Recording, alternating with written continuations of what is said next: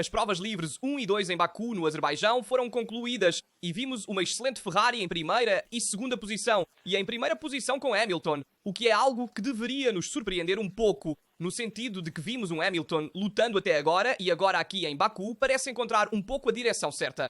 Ele mesmo disse nas declarações de ontem, quinta-feira, que está mirando ao pódio aqui em Baku, vendo também as simulações que fez na Ferrari.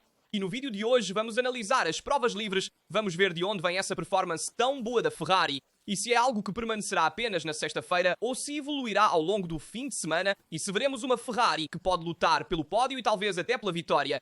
Antes de começar, obviamente, lembro vocês de se inscreverem e ativarem as notificações para não perderem nenhum vídeo sobre Fórmula 1, sobre Ferrari. Deixem um like se gostarem dos vídeos e para me apoiar no trabalho que faço. Dito isso, vamos ver imediatamente os tempos. Primeira e segunda posição. 1 grau Hamilton, 2 graus Leclerc nas provas livres 2. E se olharmos também a classificação, vemos Hamilton em primeira posição com 1:41.293. Um ótimo tempo, considerando também o fato de que este ano estão sendo usados pneus mais macios. Então sim, melhoraram muito em relação ao ano passado, mas no ano passado usavam pneus mais duros. Este ano o mácio é o C6, então o mácio C6, o médio é o C5 e o duro é o C4. Segundo Leclerc, a 74 milésimos de Leclerc. Aliás, em certo ponto Leclerc fez o tempo com pneu macio, Hamilton chegou a 2 décimos com o pneu médio. E isso porque justamente a diferença, o gap entre os dois pneus é de poucos décimos. 2 décimos entre macio e médio. Terceiro Russell, que estava um pouco mal na quinta-feira, não estava muito bem e então estava um pouco cansado também. Precisava tomar um pouco de paracetamol para se recuperar. E temos Antonelli ali perto em quarta posição, colado a Russell. Isso é fundamental, visto o período que Kimi também está enfrentando. Não muito bom, digamos assim, em termos de resultados. Depois Bjarman 5 graus, 6 graus Verstappen a 0.6 segundos das Ferraris. Isso é notável porque o vencedor da última corrida, aquele que deveria ser o que trazia a Red Bull lá na frente, bem, neste momento está tendo um pouco mais de dificuldade do que o habitual. Também é preciso dizer que ele em Baku sempre teve um pouco mais de dificuldade, mesmo em comparação, por exemplo, a Pérez. Não é uma de suas pistas favoritas, ao contrário de Leclerc, que ama esta pista, por exemplo. Sétimo Lawson, oitavo Khan, nono Albon, mas a verdadeira notícia do dia é 10º Norris e 12º Piastri. E por que as McLaren estão tão atrás? Bem, não é algo casual, porque as McLaren levantaram o pé sempre no último setor antes de melhorar seu tempo, se esconderam tanto Norris quanto Piastri e também cometeram vários erros. Vamos ver juntos primeiro e o erro de Norris quero mostrar. Porque é um erro ingênuo pessoal, você vai danificar a suspensão traseira em um momento em que não deve-se permitir cometer um erro desse tipo. Vamos ver juntos. Estamos a 30 minutos do fim das provas livres 2 e Norris comete este erro. Olhem aqui, ele sai da curva e perde a traseira com pneu macio e vai tocar o muro. E aqui ele toca o muro de forma pesada, danificando também os braços da suspensão. Porque é um erro grave. É um erro grave porque você estraga toda a sessão, não pode continuar, faltam 30 minutos para o fim. É uma prova livre que é fundamental. Provas livres 2, tem as condições certas para a corrida e então você estraga de fato o seu fim de semana cometendo este erro aqui. Ao contrário, o seu companheiro de equipe cometeu pequenos erros. Alguns bloqueios, chegou até a encostar no muro, mas não chegou a estragar o carro, não danificou o carro e, portanto, não obrigou a equipe a consertar o carro e perder tempo. Veja, Piastri não fez isso, Norris sim. Isso é sintoma também do porquê vemos um Piastri mais forte também na luta pelo campeonato. Comete menos erros nos momentos mais importantes. Norris, por outro lado, mesmo que neste fim de semana parecesse ter mais ritmo em comparação a Piastri, cometeu este erro aqui que vai influenciar ao longo do fim de semana. Dito isso, falou-se muito também sobre a diferença entre pneu macio e pneu médio. Vamos fazer um pequeno resumo e esclarecer esta situação aqui. Então, depois vamos ver também a telemetria para analisar em detalhe tudo. Bem, então, sobre quando em relação ao pneu macio e ao pneu médio, vemos que, por exemplo, Leclerc, aqui o temos enquadrado com pneu macio, estava muito forte na entrada, enquanto tinha mais dificuldade na saída. Hamilton, com pneu médio, estava mais forte na saída e tinha um pouco mais de dificuldade na entrada. Porquê? Isso porque Baku é um circuito rear limited, então os pneus traseiros são muito consumidos. Mas mais do que consumo falamos de superaquecimento. Então a temperatura traseira aumenta muito. Isso significa que a traseira desliza muito. Quantos deslizes vimos nessas duas sessões? Muitos! Muitos que vão arroçar o muro na saída porque a traseira desliza muito, montando pneus mais macios em relação ao ano passado, porque, repito, a Pirelli trouxe aqui os pneus C4, C5, C6 em relação ao ano passado, pneus de fato mais macios. O C6, que é o pneu macio, não é feito para Baku. É um pneu muito macio para esta pista. É uma pista que não te permite fazer toda a volta acelerando ao máximo na saída de curva. Você deve tentar dosar o acelerador na saída de forma a não superaquecer os pneus, então não deslizar a traseira e ter o pneu para toda a volta, para todos os 3 setores. Vou mostrar novamente aqui, vemos no mapa aqui ao lado. Vou colocar do outro lado e vê-se claramente que são todas curvas de 90 graus no primeiro setor e depois há muitas curvas guiadas no segundo setor, onde é necessário ter uma traseira que não deslize muito. Mas também nesta seção aqui, onde vimos alguns erros, em particular aqui na saída, atenção que é necessário ter a traseira que não deslize muito. Caso contrário, você realmente toca o muro de forma séria e pode danificar o carro ou comprometer também a sessão, como aconteceu com o Norris. Então, isso para dizer que a diferença entre Leclerc e Hamilton é que Hamilton tem um estilo de condução mais limpo em relação a Leclerc. Leclerc é mais parecido com Max nisso. Quer um carro sobreestressante, entra com agressividade, com frenagens agressivas, leva o freio na curva e a traseira depois vai gerenciá-la na saída. Nesses cenários, onde é necessário ter um pneu que não superaqueça muito na saída, dirigir de sobreesterço vai estressar muito o pneu. Ao contrário, Hamilton, que dirige muito, dirige de sobreesterço, mas de forma mais limpa em relação a Leclerc, não vai estressar tanto o pneu. De fato, vimos mais uma dificuldade de Hamilton na frenagem, se quisermos, em relação à dificuldade na saída.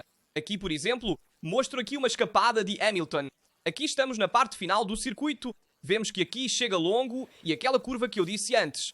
E aqui vai ter dificuldade com pneu macio, não conseguiu encontrar bem o ponto de corda e depois foi direto, bloqueou os pneus dianteiros. Então, a melhor configuração para Baku seria ter os pneus dianteiros macios e os pneus traseiros médios, assim consegue gerenciar a traseira e a dianteira tem mais aderência com pneu macio, porque, inevitavelmente, obviamente na dianteira, se você tem um pneu mais macio, tem mais aderência na dianteira, consegue frear mais tarde, mas a traseira sofre.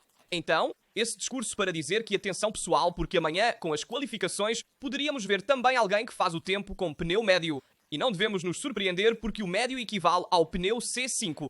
Então é um pneu ainda muito macio e veremos se será justamente a Ferrari a diferenciar talvez o pneu, escolher um pneu mais duro para as qualificações ou não. Espero que, por exemplo, ao contrário, a McLaren, que tem muita aderência na traseira, vá escolher o macio atrás. Mas vimos ainda alguns deslizes aqui e ali dos seus pilotos, então talvez possa arriscar também o médio. Dito isso, vamos primeiro ver a telemetria. Então, diferença na volta rápida e depois também no ritmo de corrida e mostro a configuração da asa traseira da Ferrari, porque vimos duas escolhas com a asa traseira cortada, podemos dizer cortada picotada, que é onde está o logo da IBM ali atrás. Vejam que foi cortada de duas maneiras, dependendo dos fluxos aerodinâmicos que vêm da área do capô do motor, e vejam que o ar é direcionado de maneira diferente. Utilizaram duas especificações diferentes, Leclerc e Hamilton. Hamilton também testou duas escolhas diferentes, e então vemos aqui a diferença entre as duas escolhas da asa. Veremos qual será a escolha definitiva da Ferrari. O fato é que estão diferenciando muito na casa Ferrari. Diferenciaram a escolha dos pneus, a estratégia de como fazer o tempo. Hamilton fez alguns tempos com pneu médio, Leclerc com pneu macio, alternaram os pneus, e depois também a escolha da asa traseira. Mostro também, apenas por dever de crónica, aqui no FP1 quando Hamilton retorna aos boxes devido a um furo na dianteira esquerda por um contato, mas nada grave, nada que não tenha danificado a suspensão como fez Norris, mas apenas tocou com o pneu dianteiro esquerdo. Aqui também mostro para vocês, aqui está o momento em que Hamilton foi tocar o muro, vamos ver se conseguimos vê-los juntos. Neste momento aqui, vemos aqui Hamilton on board. Aqui estamos no setor central, vemos que chega aqui, talvez ainda no primeiro setor, aliás, sim. E vamos mais adiante, esta curva aqui vai tocar o muro. Aqui vê-se claramente o contato com a barreira na parte esquerda. Dito isso, vamos ver a telemetria rapidamente para fazer uma comparação. Estas são as batalhas na F1 nos vários setores para mostrar a dominância, podemos dizer, quanto dominaram as diferentes equipes nos vários pontos da pista. Vemos que a Ferrari vai muito forte na parte final, também graças à gestão dos pneus. Parte central McLaren E vemos também a parte da McLaren que se divide entre Norris e Piastri, enquanto para a Ferrari é tomado como tempo de referência Leclerc. Parte guiada, pessoal, McLaren não tem igual, continua sendo a mais forte, o carro mais ágil. Porém, a Ferrari se comportou muito bem em tração e também na entrada de curva nas várias freadas. A Ferrari estava realmente forte. Além disso, em termos de velocidade máxima, a Ferrari está lá. Vou mostrar também outra guia sobre a asa traseira. Estas são todas as utilizadas pela Ferrari, com a asa mais descarregada à esquerda e a mais carregada à direita. Aqui vemos a asa utilizada em Baku pela Ferrari, que depois foi modificada, ajustando o flap mais alto de acordo com os fluxos aerodinâmicos, como vimos antes. Vou mostrar. Vamos ver aqui um momento que eu queria ver tudo o que precisava mostrar para vocês. Velocidade máxima dos vários times. Vemos que a Ferrari nem está entre as que têm a velocidade mais alta. Pelo contrário, temos Racing Bulls e Tsunoda, que é um carro muito descarregado nas FP1. McLaren também surpreendentemente está lá na frente na parte alta da classificação em termos de velocidade máxima. Ferrari, na média, podemos dizer. A esteira conta muito, então atenção aos tempos que vimos também na classificação, porque a esteira certamente influenciou o tempo final. Vemos a diferença também com a telemetria antes da volta rápida e também o ritmo no passo de corrida. Há diferenças entre os vários times. Aqui temos Norris, Piastri, Leclerc, Norris laranja, Piastri branco, Leclerc vermelho. E quero mostrar como no setor central a McLaren vai realmente forte. Faz muita diferença, especialmente nos treinos livres 1 foi muito forte. Nos treinos livres 2 recuperou, mas atenção para não subestimar a McLaren, que continua sendo um ponto de referência neste momento. A Ferrari vai muito forte no último setor, graças também à longa reta e também à gestão dos pneus, porque não superaquece demais os pneus, então isso é um ponto a favor. E a Ferrari vai muito forte também nas freadas e nas várias frenagens, consegue levar muita velocidade para Leclerc na entrada. Então, isso é muita coisa e atenção para não subestimar a McLaren, isso é fundamental, porque não vimos o máximo potencial do time de Woking. Estes são os tempos na FP1 e potenciais, então com a volta limpa com os melhores setores, quanto os diferentes times poderiam melhorar. Vemos que a McLaren está mais ou menos no limite. Ferrari com Leclerc poderia melhorar 2 décimos e Hamilton estava atrás, mas também porque na FP1 teve uma sessão mais difícil devido ao contato com o muro, como vimos antes. Então, quero mostrar também agora os tempos de volta, assim vamos fazer uma análise do passo de corrida da Ferrari.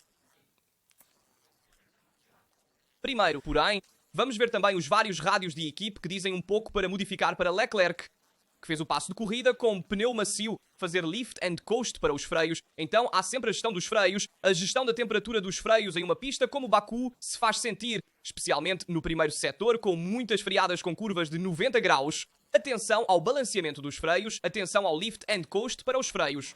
Enquanto Hamilton estava bastante seguro de sua simulação, não falou muito com Riccardo Adami, então o encontrou mais sereno, podemos dizer assim.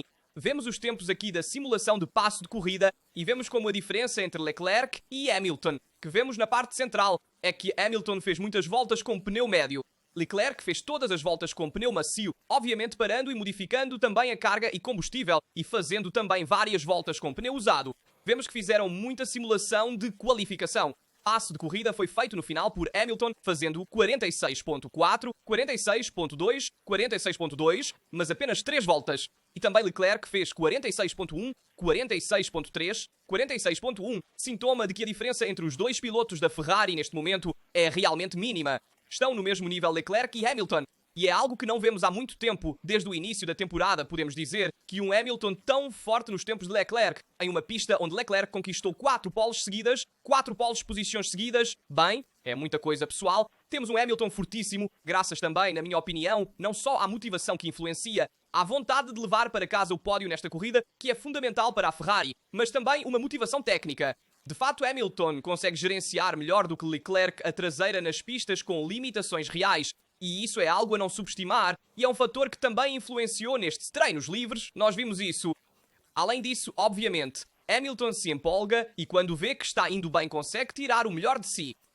Ao contrário, pilotos como talvez Piastri, Verstappen conseguem ser mais lúcidos mesmo quando as situações não vão bem e conseguem levar para casa o melhor resultado. Hamilton se deixa influenciar facilmente pelo resultado, Por isso vimos um Hamilton desmotivado antes da pausa de verão. Faz parte, ele é assim e eu gosto muito do Hamilton por isso.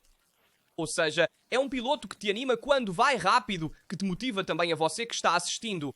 Leclerc é um pouco como Hamilton nesse aspecto. Quando as coisas vão bem, ele também se exalta quando as coisas vão mal, é um pouco pessimista se quisermos. Mas Hamilton é muito assim, muito assim. Dito isso, vamos ver também uma diferença substancial nos tempos entre Verstappen, Norris e Leclerc nas FP1 na volta de qualificação. Além disso, eles fizeram nas FP1 um tempo muito mais alto em comparação com as FP2, que reduziram bastante os tempos. Se olharmos a diferença entre Ferrari, McLaren e Red Bull, vemos que a Red Bull tem muita dificuldade na parte central e onde perde muito. A Red Bull, que sofre com esse substerço crónico, tem dificuldade em enfrentar os cordões, enquanto, ao contrário, a Ferrari tem um pouco mais de dificuldade na parte central, mas não tanto quanto a Red Bull. E no primeiro setor, a Ferrari vai mais rápido que a Red Bull. Isso é um fato. A McLaren esta manhã foi muito forte, por isso digo para não subestimá-la. Nas FP2 teve um pouco mais de dificuldade e vemos que como velocidade de ponta vai um pouco menos em relação aos adversários, mas não tanto a ponto de dizer ok, os outros podem aproveitar. Dito isso, vamos rever juntos novamente a classificação das FP2, depois vou mostrar também a das FP1 para ver juntos rapidamente.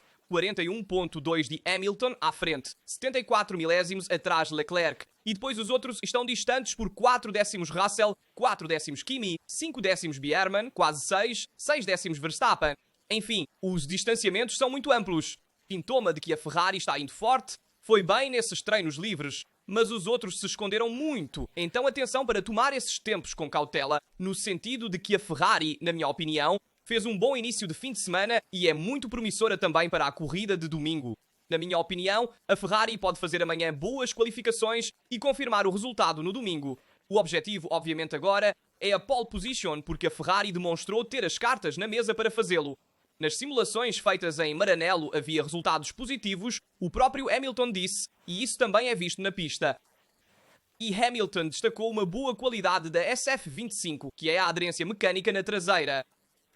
De fato, qual é o maior defeito que não se pode ver em Baku da Ferrari é o substerço crónico nas curvas, onde é necessário dar mais input de direção. É ali onde a Ferrari sofre e casualmente ou não casualmente em Baku não há esse tipo de curvas. Não há esse tipo de curvas porque são todas curvas com um único input de direção. Primeiro setor são todas curvas de 90 graus. Segundo setor também são todas curvas muito estreitas como ângulo. No último setor igual. De fato, a Ferrari, se quisermos, tem um pouco mais de dificuldade nessas curvas onde é necessário girar mais o volante. É ali onde a Ferrari tem dificuldade. Dito isso, acho que disse tudo sobre o que havia para dizer. Vou mostrar também este gráfico aqui. Esperem um momento. Aliás, sim, esta já vimos antes, no final sobre os tempos de volta. Tenho que dizer que vimos. Aqui está, esta é outra gráfica dos long run. De fato, Piastri pneu macio, Verstappen pneu macio, Leclerc macio, Elton médio, Russell macio, António Limácio.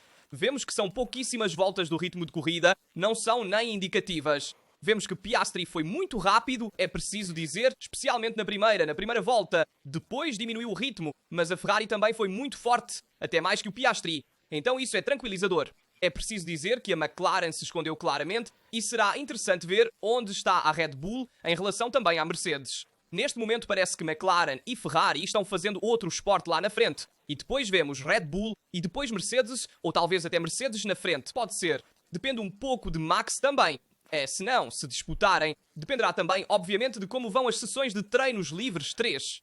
Então, o que entendemos dessas sessões? O pneu C6, pneu muito macio para Baku e provavelmente será descartado por muitos times. Então atenção a isso. Estratégia 1-2 paradas. Provavelmente uma parada, mas todos os times mantêm um conjunto de pneus macios porque o Safety Car certamente sairá em Baku. Então não devemos excluir essa possibilidade.